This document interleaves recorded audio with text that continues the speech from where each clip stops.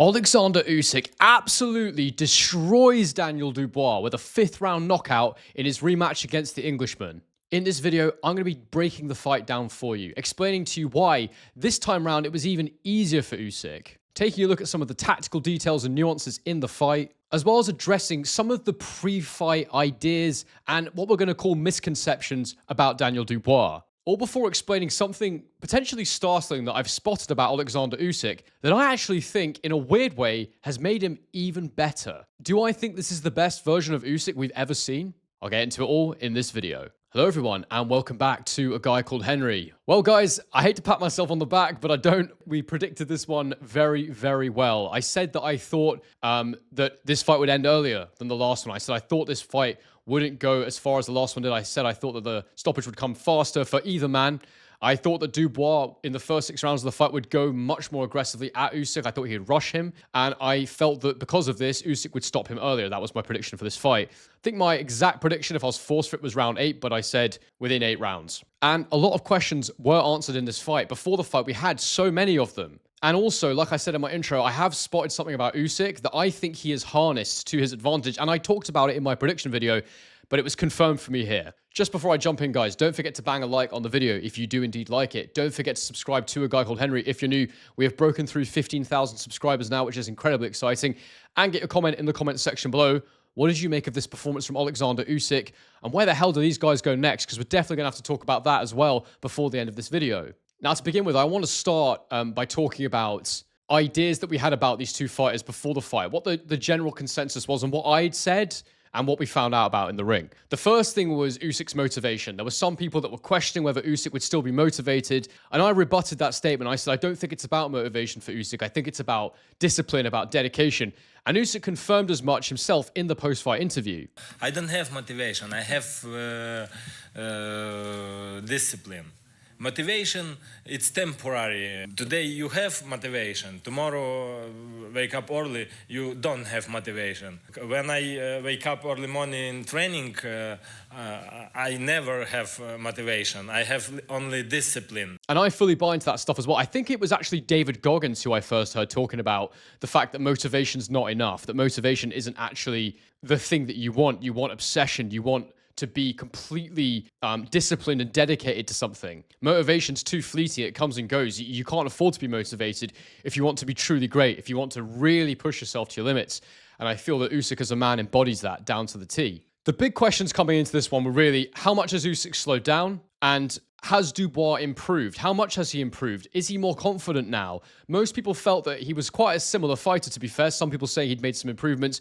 And I think nearly everybody said they thought he was more confident. And it was that key moment. It was that key moment in the face-off between the two that I noticed, where I clocked it. And I put it in my prediction video. I think people thought I was clickbaiting, but I really wasn't. I genuinely clocked that Daniel Dubois seemed to be mentally fragile when asked about the first fight. He didn't seem to be able to explain why it went the way it did or have a sort of positive mindset around that experience. He seemed uncomfortable talking about it.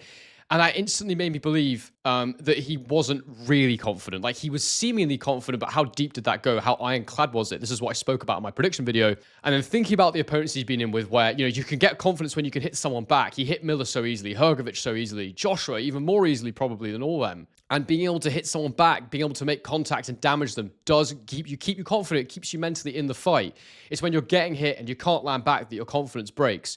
And I knew against Usyk, he would have to be so confident to be able to go in and execute a game plan, you know? And I think that we'll also talk about the tactics, because that was very highly relevant.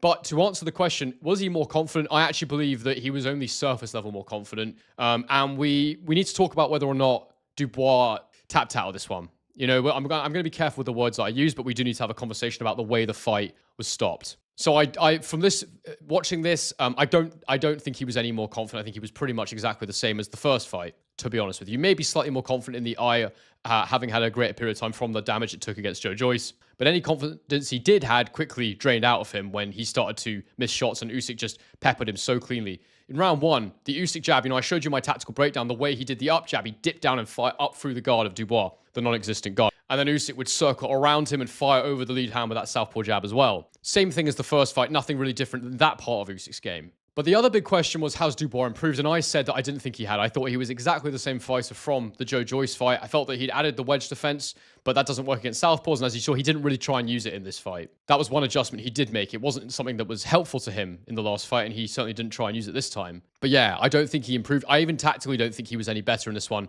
I did think he came in and tried to be more aggressive, and we'll talk about this now. You know, the idea before the fight that he would overwhelm Usyk early on for the first 6 rounds. He would do a Chisora. He would just go for him to an extent that he would be able to rush him and have some success that way, and it would be energy sapping. That's one of the reasons I predicted an earlier stoppage, but I thought he might have some success, and then he potentially could get to Usyk enough in those first 6 rounds. But what I'd say about Dubois here was he was more aggressive. He threw more combinations. He definitely threw his right hand a lot more. He hit Usyk's gloves a lot more, but he wasn't scoring any more shots.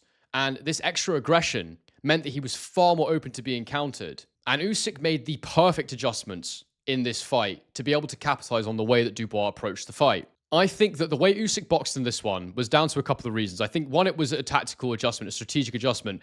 I want to talk about something he talked about in his post-fight press conference. He called it the Ivan, or the Ivan hook, he called it. We prepare a combination. You know, it's a punch name Ivan. Yeah, left. Oh, you know already. Left hook. Yes, hook is like this hook, and back Ivan. Yeah.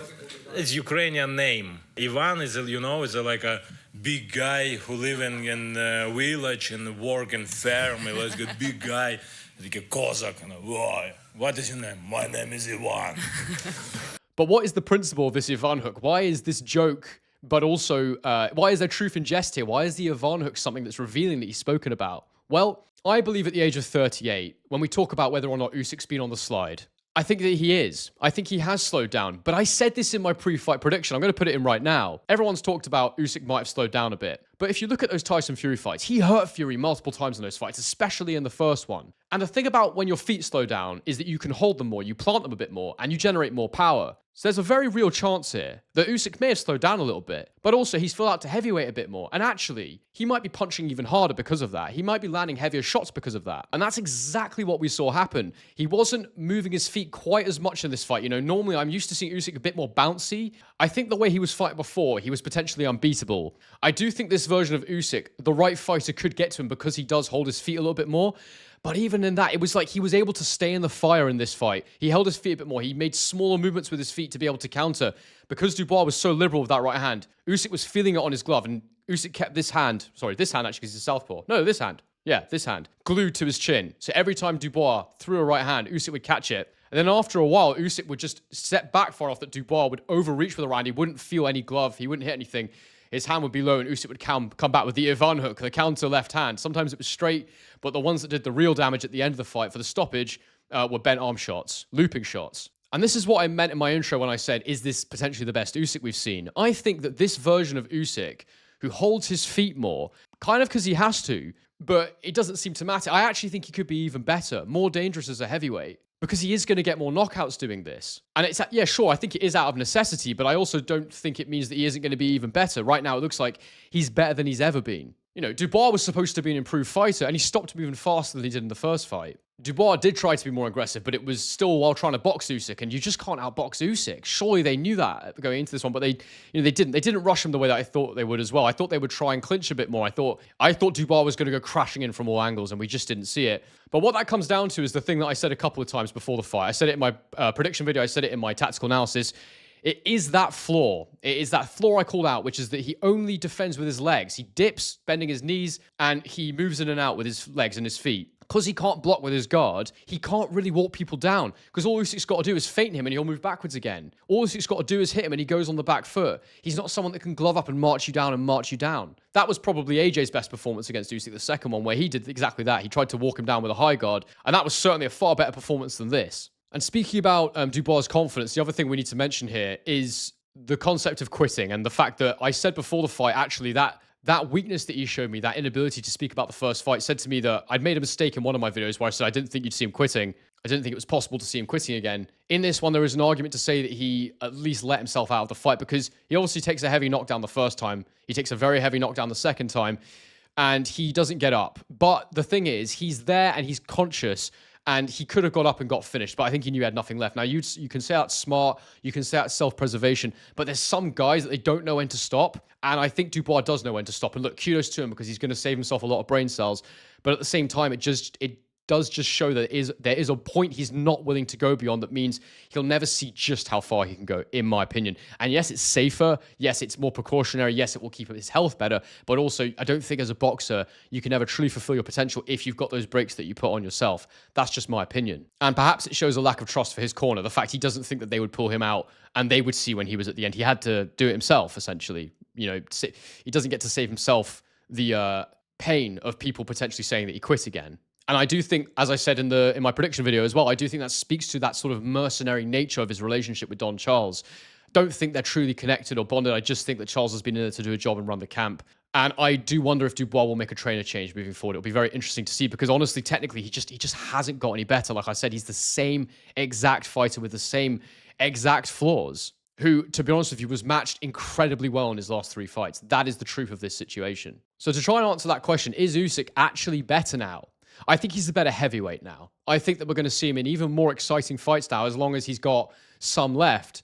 And we will speak in a minute about what I think both men should do next. But I do just have to say this about Usyk. What an absolutely incredible fighter he is. He is the best fighter of this generation for me. He is number 1 pound for pound in the world. He just happens to be a heavyweight. He is absolutely exceptional. He's taken Britain's best 3 heavyweights of the last generation, and he's beat each of them twice. And each time he's done it better the second time round. It's absolutely incredible the way that he downloaded the information, predicted what they would try and do, and made the adjustments. It's absolutely exceptional. I think probably AJ is the exception, I'd say, where I think maybe in AJ 1 he was marginally better than in AJ 2, or maybe AJ was just that bit better in the second fight. But certainly in this Dubois fight, and certainly against Tyson Fury, they've been his best performances. I have to say that I think this is the best version of Usyk we've seen at heavyweight. I think he's absolutely exquisite. I think there's more chance he can lose fighting this way because he does seem to be holding his feet a little bit more. But I'd say he just executed the perfect balance of movement and of holding his feet in there to get a stoppage. He could have boxed hit Dubois' head off just like he did in the first fight if his legs would allow him to, and maybe they still do. This is me hypothesizing and reading between the lines a little bit. I do think that it is out of necessity he's holding his feet more, but at the same time, potentially, it was actually a decision to do that because look, at the end of the day, it was the right thing to do. He outboxed him every round. He didn't really get hit at all.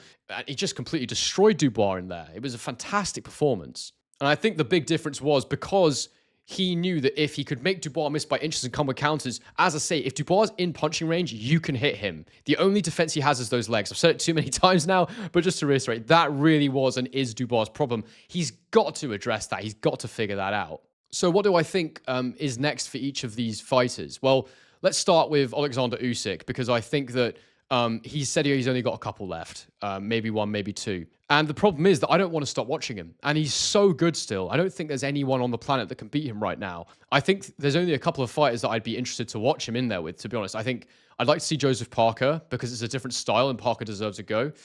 He's also mandatory for that WBO belt, I believe it is. Ajit Kabayel, because he is that dark horse. He's that one where we want to see him tested up another level now. And I would absolutely love to watch Kabayel against Usyk. Again, it's not going to do the numbers though, especially at this point in Usyk's career. He's going to want big paydays every time he fights.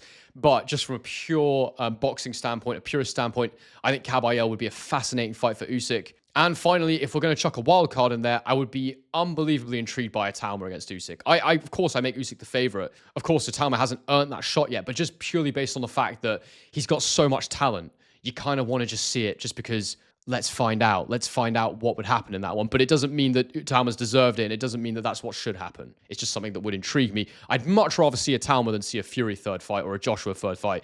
Definitely not a Dubois rematch because that's done now. But look, at the age of 38, Usyk looks brilliant still. He looks so good. But like I said, I always felt that Usyk was a terrible, terrible style matchup for Daniel Dubois. He showed it in the first fight, and he showed it even more so here. And what next for Daniel Dubois? Because honestly, we need to try and figure out how to rebuild this guy now. He's only 27 years old. You know, he can be at the top level for a good 6-7 years still in heavyweight boxing. I do think the key, though, is he has to reinvent himself. He has to go back and change his style because otherwise he's always going to have shortcomings. He's always going to have problems. I do think that he could beat a lot of heavyweights. I think he could beat most heavyweights. I'm undecided on whether or not he could beat Tyson Fury at this point. I think Fury could probably walk him onto shots. But I also think that his athleticism and foot speed would still give Fury trouble. Whatever happens, he's not going to get back in there with a massive name because he is a difficult fight, Dubois. He's not a huge payday himself. I think a Zhilei Zhang fight could be very interesting for Daniel Dubois. I wouldn't mind seeing a Hrgovic rematch for Filip Hrgovic. That is not so much for Dubois. I don't think he really needs to do that one again. The Joe Joyce rematch could be a good fight to rebuild Dubois, because Joe Joyce doesn't have much left now. And obviously that's one of the losses, that Dubois has on his record. I think that Martin Bakole could be a great shout, to be honest. He's got slower feet, but he's game. He'll swing. If he comes in fit, then it could be an absolute war.